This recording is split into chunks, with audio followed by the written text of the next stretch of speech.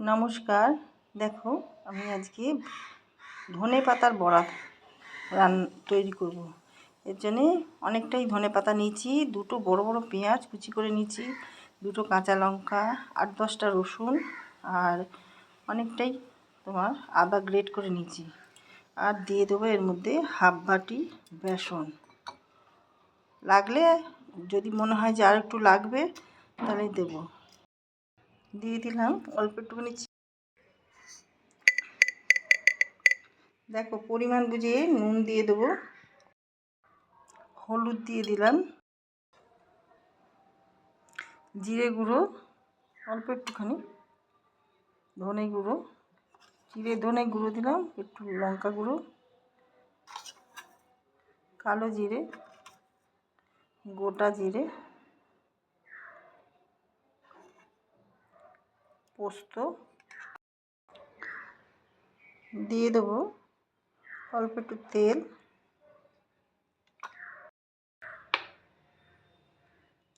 বড়া ভাজার জন্য তেলটা গরম হতে দিলাম। এবার মাখিয়ে নেব। আমি কোনো চালের গুঁড়ো টুড়ো কিছু দিলাম না। যদি তোমাদের মনে হয় যে চালের গুঁড়ো দেবে দিতে পারো, কিন্তু এতে লাগে না চালের গুঁড়ো।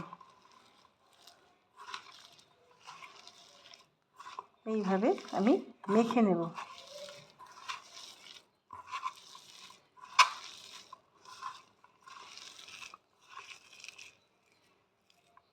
আর একটু বেসন দেবো এর মধ্যে। দেখো, আরও খানিকটা আমি বেসন দিয়ে দিলাম, দিয়ে মাখিয়ে নেব ভালো করে। জল দেওয়ার প্রয়োজন নেই, এতে জল লাগবে না। এই পেঁয়াজ পাতা এগুলোতেই জল বেরিয়ে যাচ্ছে। ব্যাস এইভাবে মেখে নেব। দেখো, মাখাটা আমার হয়ে গেছে ভালো মতন। মাখাটা হয়ে গেছে। এবার আমি বড়ার শেপ দিয়ে বড়াগুলো ভেজে নেব।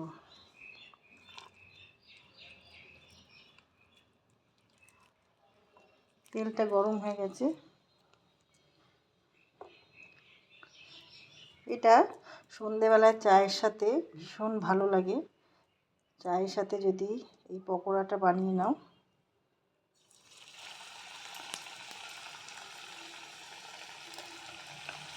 আঁচটা কম করে রাখবে, সিম করে। আর গরম ভাতে ঘি দিয়েও ভালো লাগবে। আবার ডালের সঙ্গে, আমি এটা ডালের সঙ্গে সার্ভ করব।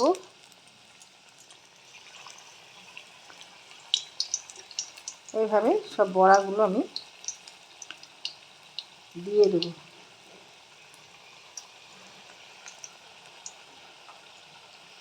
দেখো, বড়াগুলো দিয়ে দিয়েছি, বাকিগুলো আমি পরের ব্যাচে দেব।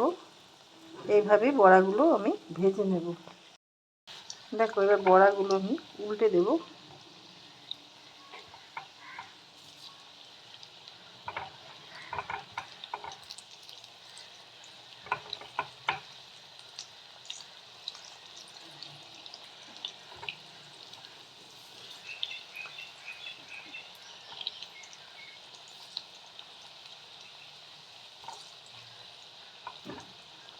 এইভাবে লাল লাল করে ভেজে তুলে নেব। দেখো, ধনে পাতার আমার বড়াগুলো হয়ে গেছে। তোমরা সন্ধেবেলায় স্ন্যাক্স হিসাবে এটা ব্যবহার করতে পারো। ভীষণ সুন্দর আর খেতে দারুণ হয় বড়া। হ্যাঁ, তো তোমাদের ভালো লাগলে লাইক শেয়ার কমেন্ট করে পাশে থেকো, সাথে থেকো। ইউটিউব থেকে দেখলে আমার চ্যানেলটা সাবস্ক্রাইব করে দিও। আর ফেসবুক থেকে যারা দেখছো তারা আমার চ্যানেল পেজটাকে ফলো করো। যারা যারা আমার পেজটা ফলো করছো অসংখ্য ধন্যবাদ জানাই। Thank you. ভালো থেকো সবাই। ভিডিওটা এখানেই রাখলাম।